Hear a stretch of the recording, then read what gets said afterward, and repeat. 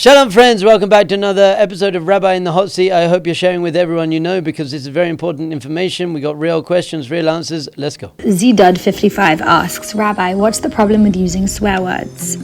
If it helps me express myself, it's a form of speech. I hear that. Judaism teaches that speech is a very, very powerful thing, so much so that God actually created the universe with speech. And yes, although curse words may help you express something within you, they actually change you as a person. If you keep using coarse language, you become more of a coarse person. Whereas if you use elevated language and refined language, you become a refined person. And in fact, you can get your point across in a much more powerful way. So if you need to use curse words to get your point across, suggest that maybe you're not the most refined and elevated person, and it just perpetuates that within you. So using clear, powerful, uplifted, elevated language does both. It refines you as a person, but it also gets your message across in a much healthier way. There's something called navel peh, which means using your mouth in a disgusting way. So you want to use your mouth to uplift people and encourage them and be positive and to pray and to say blessings with. So you don't want to use this same very, very powerful tool in a disgusting and lowly way, because the more you use it in a clear and refined way, the more power your words actually have.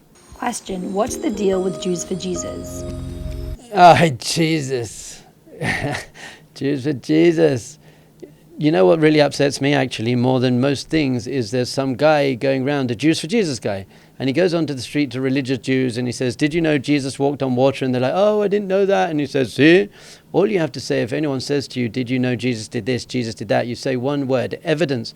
What's your evidence for that? There is no rational evidence for Christianity. And they bring things like Isaiah 53, the suffering servant. But all over Isaiah, we see that the servant is Israel, the nation of Israel. And they bring the word Alma, which actually means a young woman, to say that means a virgin. And Isaiah itself says that the Messiah is going to bring peace and the temple and goodness to the world. And Jesus didn't do that. And Isaiah doesn't say anything about a second coming. There's basically no evidence for what they're talking about. So there's nothing to it. And a Jew for Jesus, Judaism has our path. So we actually call their book the Christian Bible. They call it the New Testament because they say there was the Old Testament and then the Jewish people messed up in some way and now there's a New Testament. But we don't think there's a New Testament because the Torah itself says this is an eternal covenant. It says forever. So maybe they believe that God gave us the Torah apart from that one line or few lines that say this is an eternal covenant. So it actually just doesn't make sense. And other people, by the way, who say that Jesus fulfills all the prophecies is just because they read Isaiah and they put all that stuff and they made it up. So imagine I wrote a book and saying the Messiah is going to have green underwear and big ears and he's going to love eating noodles. And then hundreds of years later, someone comes along and makes up a story about someone and said, and he had green underwears, big ears and eats noodles. It's like you just made it up for the thing that you even misread. So Jews for Jesus, that's fine. You can believe what you want to believe, but Judaism says it's very clear what the law is. Apparently, Jesus himself actually said that I haven't come to change the law whatsoever. And yet we see that Christianity does completely change the law. No mezuzahs, no tzitzit, nothing that the Torah tells us to do. So it really doesn't make much sense. In fact, the Gospels were written about 40 to 70 years after Jesus' life. So no, they didn't even meet him. There's a lot of evidence that God gave the Jewish people the Torah on Mount Sinai. If you haven't seen it yet, go to ruright.org. And there's no evidence that Jesus did anything particularly crazy. Why do we call God a he? Why do we refer to God as he is a very, very important question. And the answer is because Judaism was made up by male chauvinistic rabbis living about 2,000 years ago who believe that men are much greater than women. And if we're going to talk about God, we might as well talk about him in the male because males are greater than females. And now for the real answer. We say that everything in this world is a physical representation of a spiritual reality. So this isn't actually a hand. This is a representation of a spiritual force and power called a hand. And the fact that we are born from a father and mother is because Hashem wants us to understand what it means when we say that God is Avinu or God is the Shekhinah. So the whole universe is a metaphor for something spiritual. So the ultimate spiritual thing is the creation itself. God created the world. So what's the physical representation of that? Procreation, when a man and a woman get together to create a child. So in that relationship, The man gives the seed, and then the woman takes the seed and develops it into a child. The man gives the raw material, the woman takes the raw material, turns it into a child. And this is what creation is. Hashem gives the raw material. For example, he gives wheat. And then we take the wheat and we develop it and we turn it into bread. So in the act of creation, the male part of the creation is just giving the seed, giving the raw material. And then the female, which we are, is to take that and develop, even within ourselves. It says that when God created the universe, he says, Na'aseh Adam, let us make man. So who's he talking to? There's no one around. Some people say he's talking to angels, but the deeper sages teach us he's talking to us and say, let us together make you. Let's have a partnership between me and you. So I'm going to give you the raw material. I'm going to give you a nature and a nurture. I'm going to give you these things, but you've got to take what I've given you and turn it into something much greater. And you know what? I'm going to tell you something very, very crazy. In the creation of a child, who is actually more important? I know they're both essential, but who's more important, the man or the woman? The truth is, it's the woman. The man does very little, actually. The woman then takes the seed and spends 9 months developing into a child. So that means on a deeper level that in creation, humankind is, so to speak, more important than God. Because we are the ones who are taking God's world and developing it in partnership with Hashem into something much, much greater. Should we study the Quran and other religions just from an academic standpoint to understand other religions? It would really depend why you're doing it. If you're doing it to understand other religions in order to help you on your personal journey of becoming a greater person and becoming closer to God and making the world a better place, that might be a reason to do it. Or to be able to debate other people and to speak about religion in a respectful and conscious way. But the truth is, anything that you could find in the Quran or the Bhagavad Gita or the Dharmapada or the Christian Bible, it either is in the Torah, we have it in a very, very deep, holy, refined way in the Torah, or it's not actually true. So there doesn't seem to me any perfectly good reason to do it. Question. Do we believe stories from the Midrash and Torah actually happened?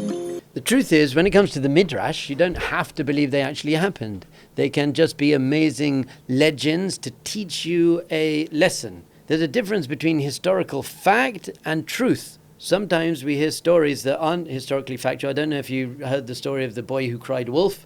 It's a famous story I used to hear when I grew up. Well, does it matter? Did he actually happen? Did it not happen? It doesn't really matter. It's teaching us a story.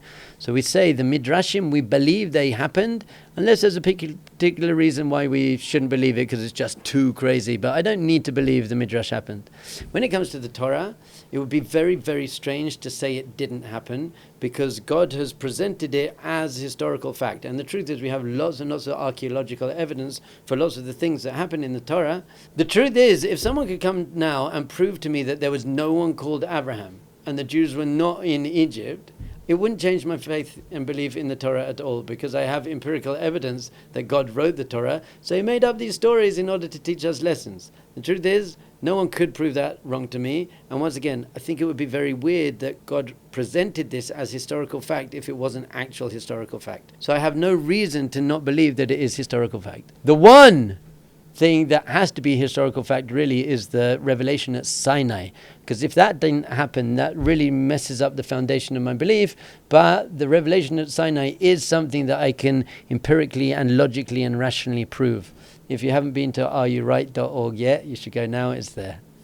So, by the way, how about this? Jonah and the whale. Was there really a person who went onto a ship and got thrown into water and he lived in a whale for 3 days? I don't care, really. It makes no difference to me. So I have no reason to believe it didn't happen. I believe it did happen. But if you could prove to me it didn't happen, it doesn't change anything, because it's teaching me a very, very important idea about the fact that you can't run away from Hashem. Sarah asks, I get suggested a lot of guys who are not observant, but they say they will be when they get married and raise a family.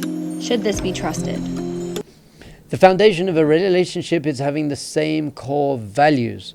So if you don't have the same core values with someone, that means how religious I want to be, what country I want to live in, maybe my political stance, maybe financial things. Do I have to live in a big city, or would I have to live in the countryside?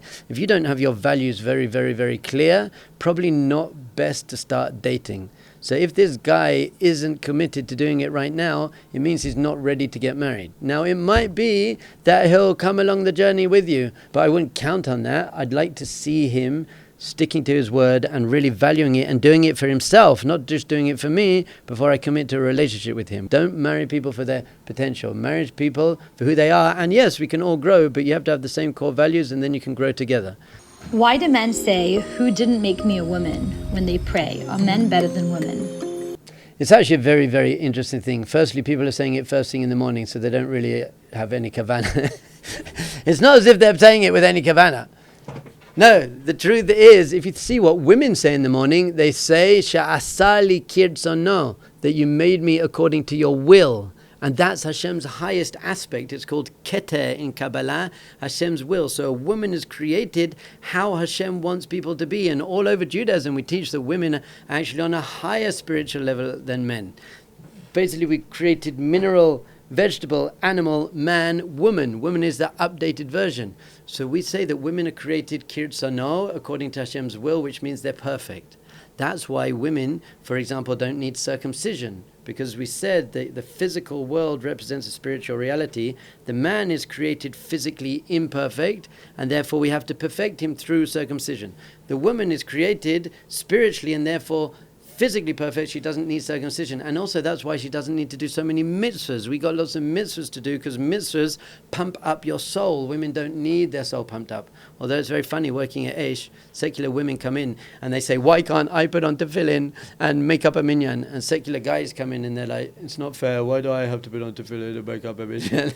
It's because we have different spiritual powers. A woman is perfect. She has to maintain her perfection. A man is created imperfect and you have to become more perfect. So when a man says, "Thank you for not making me a woman," it's just saying, "Thank you for giving me this opportunity to build myself." That's what I'm interested in doing. I'm interested in perfecting myself. So he says, we all say, "Thank you, you didn't make me a non-Jew," because they have even fewer mitzvahs.